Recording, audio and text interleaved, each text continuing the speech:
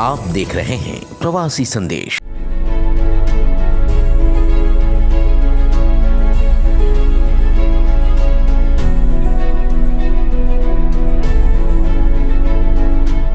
नमस्कार, मैं मौसमी चंद्रा पटना बिहार से कहानियों की इस दुनिया में आपका स्वागत करती हूँ। इस पोर्टल पे मैं पहले भी आ चुकी हूँ, मेरा पुराना नाता है इस पोर्टल से। तो पहले भी मैं अपनी कविताएं और कहानियां लेकर आ चुकी हूँ। लास्ट टाइम मैंने अपनी कुछ कविताएं सुनाई थी यहाँ पे, खुद की लिखी हुई। इस बार मैं चाहती हूँ कि मैंने प्रॉमिस किया था लास्ट टाइम आप लोगों को कि अगली बार मैं एक कहानी लेकर आऊँगी, तो हाजिर हूँ मैं। और ऐसे तो जो लोग मुझे जानते हैं वो तो जानते ही हैं, और जो नहीं जानते हैं उनके लिए मैं अपना एक छोटा सा इंट्रोडक्शन दे दूँ। मैं मौसमी चंद्रा हूँ, पटना बिहार में रहती हूँ और मेरी करीब 10-12 साझा संकलन प्रकाशित हो चुकी है। जल्दी ही मेरी एक अपनी किताब आएगी, खुद की किताब, और हो सकता है मैं उसे लेकर आऊँ नेक्स्ट टाइम आपके पास, और तब उसमें से कोई अच्छी सी कहानी निकाल कर आपको सुनाऊंगी। फिलहाल तो यही कोरोना की वजह से सब कुछ अभी ठप पड़ा है, और उम्मीद करती हूँ आप लोग जहाँ कहीं भी हो सेफ हो, स्वस्थ हो आप लोग। और आज मैं सबसे पहले ये कहानी सुनाने के पहले मैं चाहूँगी कि आपको एक कविता सुनाऊँ। चाहूँगी नहीं, आपको कविता सुननी ही पड़ेगी, इसलिए क्योंकि कविता मेरा पहला प्यार है और ये कंपलसरी है कि कहानी सुनाने के पहले मेरी एक कविता आपको सुननी होगी। घबराइए नहीं, अच्छी कविता है और आपको यकीनन पसंद आएगी। मैंने कल लिखी है इसे, और इस कविता का शीर्षक है दुआ। प्रेम से रिलेटेड है और मैं ज़्यादातर प्रेम से ही रिलेटेड कविता कहानी लिखती हूँ, और भी टॉपिक्स हैं, लेकिन फिलहाल प्रेम पे कविता। हमेशा सोचती हूँ कौन हो तुम, हमेशा सोचती हूँ कौन हो तुम, मेरे जख्म का मरहम, मेरे होठों की खोई हंसी, मेरी डूबती नब्ज का मरहम, या फिर मेरी आंखों को सूखने वाला मुलायम सा कोई टिश्यू पेपर। प्रश्न अनेक है, रोज पूछती हूँ जवाब नहीं मिलता। ये सोचकर कर लेती हूँ तसल्ली, शायद तुम पूरी हुई मन्नत की कोई ताबीज हो, या ऊपर वाले की कोई नेमत। तुम जो कोई भी हो मेरे लिए, तुम सजदे में कबूल हुई एक दुआ हो। तो जो कोई भी होगा वो यकीनन अच्छा ही होगा। तो अब आते हैं कहानी पे। ये जो कहानी है मेरी, ये पहनावे को लेकर है। हम लोग ज़्यादातर जज करते हैं, अभी हाल में हमारे देश में फटी जींस वाला मैटर बहुत ज़्यादा उछला था। तो हम लोग क्या करते हैं कि हम लोग, अगर कोई लड़की छोटे कपड़े पहन रही है, आधुनिक कपड़े पहन रही है, तो हम लोग उसका व्यक्तित्व पूरा सोच लेते हैं कि ये ऐसे कपड़े पहनती है तो ये इसका कैरेक्टर बहुत गिरा हुआ होगा। कितना गंदा है ये सोचना, है ना? लेकिन सोचते हैं कुछ लोग, और ऐसा नहीं है कि ये एक पुरुष वर्ग ही सोचता है, नहीं। कुछ महिलाएं ऐसी होती है जो ये सोचती है किसी दूसरी महिला को, ओहो वो ऐसे कपड़े पहनी हुई है तो वो पक्का खराब होगी। तो क्या चरित्र चित्रण करना, चरित्र निर्धारण करना सही है अगर हम लोग किसी के छोटे कपड़े देखते हैं तो? चलिए कहानी में देखते हैं क्या होता है। मेरी कहानी का नाम है फिरंगी बहू। ब्रिटेन, चकाचौंध बड़ा शहर, उस पर क्रिसमस वीक। हर दिन डांस, पार्टी, बियर, क्या मर्द क्या औरत, सभी के हाथ में चमकते हुए ग्लास। सुलभा जी और सलील जी के लिए बिल्कुल नया परिवेश। वो हिंदुस्तान से अपने बेटे बहू के पास ब्रिटेन आए हुए थे। उन्होंने सपने में भी नहीं सोचा था कि यहाँ आने के बाद उन्हें ऐसा माहौल देखने को मिलेगा। कहाँ उनकी बड़ी बहू, जिसका पहनावा साड़ी या सलवार सूट से इधर कभी कुछ हुआ ही नहीं, और कहाँ उनकी छोटी बहू समीर की पत्नी, जिसके कपड़े बमुश्किल घुटने छूते। अनजान देश, बोली अलग, और तो और उन्हें अपने बेटे बहू भी फिरंगी ही लग रहे थे। 3 ही दिन बीते थे उन्हें अपने बेटे बहू के पास आए हुए।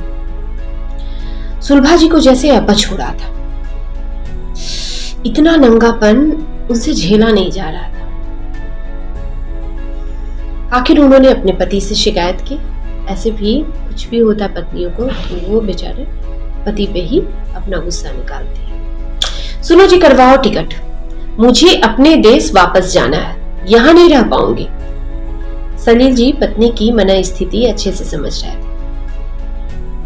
उस दिन तो रह जाओ, तुरंत वापसी के लिए बोलूंगा तो छोटे को बुरा लगेगा। कितना हर्षित है हमारे यहाँ आने से, और तुम अब तुरंत ही जाने की बात कर रहे हो। यहाँ तो आए दिन, जब देखो तो भारत में आए दिन तुम्हें अपनी बड़ी बहू की कड़वी बातों से तुम आहत हुआ करती थी। बहुत जिद करके तुम मुझे यहाँ लेकर आई, अभी तुरंत यहाँ भी परेशान हो रही हो। मन महलाने के लिए लाया और तुम्हें हर जगह परेशानी ही होती है। अजीब ही हो तुम। आपको मेरी परेशानी कभी नजर आई है जो आ जाएगी? घर की बहू छोटे कपड़े पहने बाहर के मर्दों के साथ हंसकर बात करे, अच्छा लगता है क्या? ऊपर से मुख्य दरवाजे के नीचे सुराख करके रखा है। रात में सड़कों की बिल्लियां घर में घुस आती है।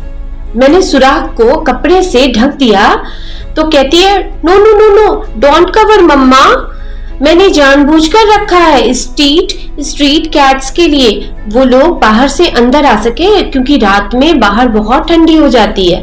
अब आप ही बताओ, ये पूरा पागलपन है कि नहीं है? तो अब पत्नी को बहू की नकल उतारते जब सलील जी ने देखा तो उन्हें हंसी आ गई और उन्होंने कहा, मुझे तो अभी तुम ही पागल लग रही हो। उन्होंने हंसकर कहा, सच में पागल ही हूं जो मैं आपसे बात करने चली आई। वो गुस्से में बोली और बालकनी में जाकर कुर्सी पे बैठ गई। थोड़ी देर में कंधे पे उन्हें गर्माहट महसूस हुई। पलटकर देखा तो छोटी बहू तनु शॉल उड़ा रही थी। मम्मा, स्वेटर इज नॉट इनफ, यहाँ के वेदर की आपको आदत नहीं है, ठंड बढ़ रही है, आप अंदर चलो, मैंने सूप बनाया है। बेड पर बिठाकर तनु ने पैरों पे ब्लैंकेट डाल दिया। हाथ में सूप का कप देते हुए बोली, डिनर में क्या लोगे? रहने दो, मैं बना दूंगी। तुम लोगों को तो ऐसे भी बाहर ही खाना है, हमारे लिए क्यों परेशान होती हो? सुनते ही वो बेड पे बैठ गए। उनकी हथेली को चूमते हुए बोली, you are my mom too. आपके लिए कुछ भी करना मुझे परेशान नहीं करता मम्मा। मैं हमेशा से चाहती थी आप दोनों यहाँ आकर रहो, पर मुझे लगता है अपना वतन छोड़कर कंफर्टेबल नहीं होंगे, इसलिए नहीं बुलाती थी। आप पराये देश में सिर्फ हमारे लिए आए हो ना, ये बात हमें कितनी खुशी देती है आपको क्या पता। आप टेंशन ना लो mamma, we want only your blessings, कहकर उसने उनके गालों को चूम लिया। सुलभा जी की आंखें भर आई। उनका हाथ आशीष के लिए उसके माथे पे चला गया। तनु मुस्कुराई और फिर उठकर बिल्लियों पर ब्लैंकेट डालने लगी, जो ठंड से बचने के लिए रात बिताने अंदर आ गई थी। ब्रिटेन में लोग अपने घरों के नीचे अपने दरवाजे में सुराख करके रखते हैं, क्योंकि वहां रात में बर्फ आ जाती है रोड पर, और ताकि वो बाहर की जो बिल्लियां हैं वो ठंड में बर्फ से जम ना जाए, और इस उनके लिए स्पेशल इंतजाम करके रखती है। मतलब वो लोग एनिमल लवर्स होते हैं। और यहाँ अगर हम लोग इस तरह सोच भी नहीं सकते हैं कि हम लोग स्ट्रीट डॉग्स के लिए या कैट्स के लिए हम लोग इस तरह करें। तो हर जगह की अपनी कुछ खासियत होती है। सुलभा जी की आंखें भर आई, उनका हाथ आशीष के लिए उठ गया। तनु मुस्कुराई और फिर अंदर आई, बिल्लियों पर ब्लैंकेट डालने लगी। सुलभा जी उसे स्नेह से निहार रही थी। आज उन्हें ये बिल्लियां और अपनी ये फिरंगी बहू बहुत ज्यादा प्यारी लग रही थी। तो ये थी मेरी कहानी, और नेक्स्ट टाइम मैं फिर आपके सामने हाजिर होंगी अपनी किताब के साथ। तो विश मी लक कि जल्दी ही मेरी किताब आए, और आप लोग जहाँ कहीं भी हैं वो आप लोग स्वस्थ रहें, ऐसी मैं कामना करती हूँ। नमस्कार।